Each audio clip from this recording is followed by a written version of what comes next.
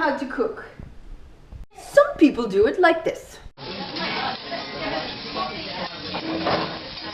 But I do it like this. Today we'll be making toast. The first step is to get yourself some expired bread and to put it in the toaster oven, like so.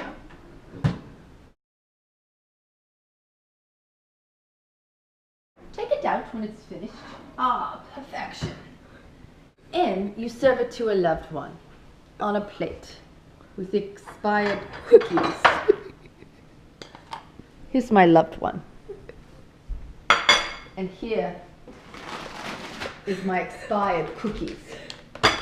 Voila. Why is it bad? Let's try looking at it. Wait, look at those ashes.